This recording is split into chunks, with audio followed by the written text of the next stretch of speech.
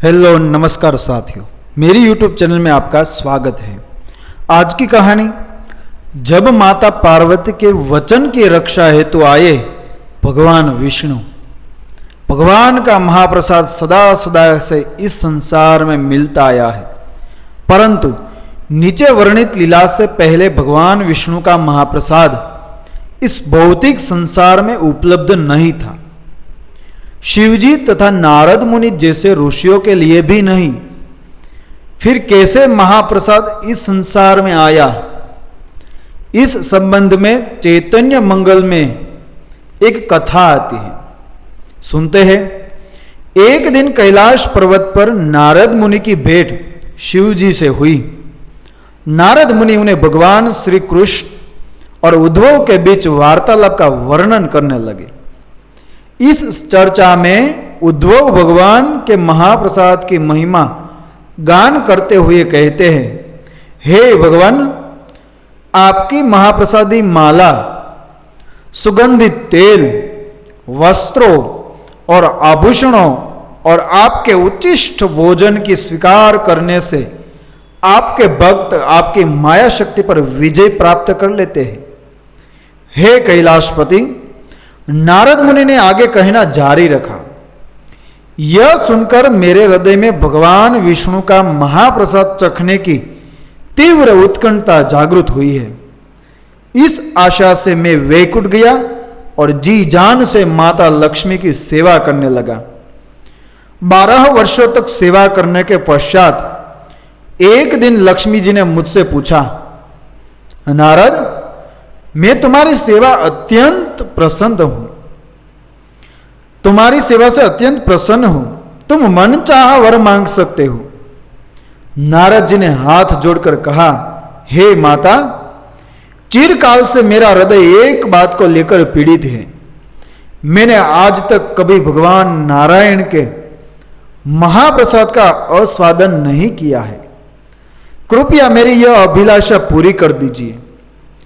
लक्ष्मी देवी दुविधा में पड़ गई, लेकिन नारद मेरे स्वामी ने मुझे कठोर निर्देश दिए हैं कि उनका महाप्रसाद किसी को भी न दिया जाए।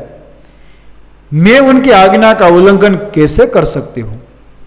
परंतु तुम्हारे लिए मैं अवश्य कुछ व्यवस्था करूंगी।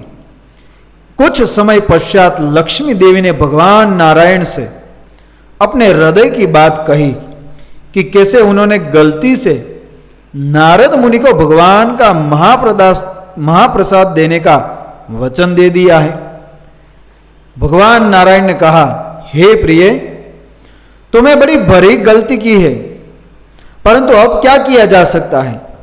तुम नारद मुनि को मेरा महाप्रसाद दे सकती हो, परंतु मेरी अनुपस्थिति में। इसलिए भक्तों को भी प्रसाद कभी भी अर्चा विग्रह के सामने बैठकर ग्रहण नहीं करना चाहिए। उसने कहा, परंतु मेरी अनुपस्थिति में। नारद मुनि ने आगे कहा, हे महादेव, आप विश्वास नहीं करेंगे, महाप्रसाद के मात्र स्पर्श से मेरा तेज और आध्यात्मिक शक्ति 100 गुना बढ़ गई। मैं दिव्य भाव का अनुभव करने लगा और सुनाने यहां आया हूं। हे नारद, निश्चित तुम्हारा तेज अलौकिक है, परंतु तुमने ऐसे दुर्लभ महाप्रसाद का एक कण भी मेरे लिए नहीं रखा। लज्जित होकर नारद मुनि ने अपना सर झुका लिया, परंतु अभी उन्हें स्मरण हुआ कि उनके पास अभी भी थोड़ा महाप्रसाद बचा हुआ है।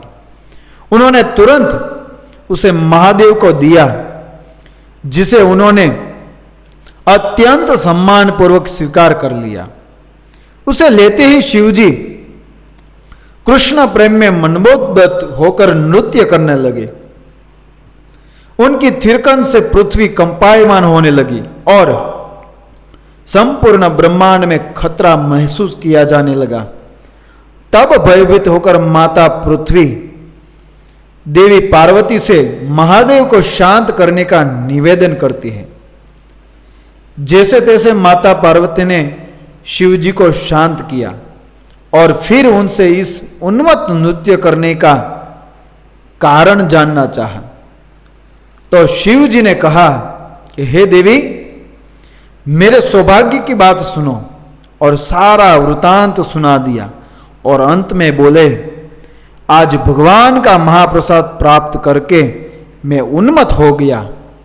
यही मेरे असामान्य भाव और तेज का कारण है। तभी माता पार्वती क्रुद्ध हो गई और बोली, स्वामी, आपको महाप्रसाद मुझे भी देना चाहिए था। क्या आप नहीं जानते मेरा नाम वैष्णवी है?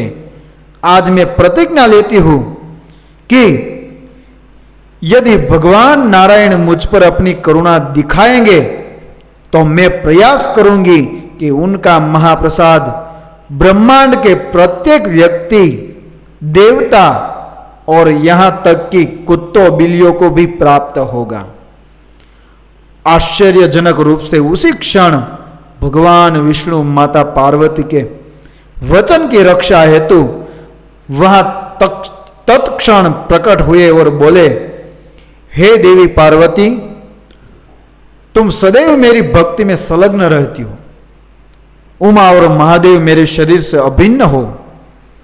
मैं तुम्हें वचन देता हूं कि मैं स्वयं तुम्हारी प्रतिज्ञा को पूर्ण करूंगा और पुरुषोत्तम क्षेत्र जगन्नाथपुरी में प्रकट होऊंगा और ब्रह्मांड में प्रत्येक जीव को अपना महाप्रसाद प्रदान करूंगा। आज भी जगन्नाथपुरी में भगवान जगन्नाथ को भोग लगाने के पश्चात सर्वप्रथम प्रसाद विमला देवी यानी माता पार्वती के मंदिर में अर्पित किया जाता है। दोस्तों, ऐसी है ये कहानी भगवान जगन्नाथ के मंदिर की, उसके महाप्रसाद की। ऐसी कहानी सुनने के लिए मेरे चैनल को सब्सक्राइब करें। जय हिंद, जय भारत, धन्यवाद।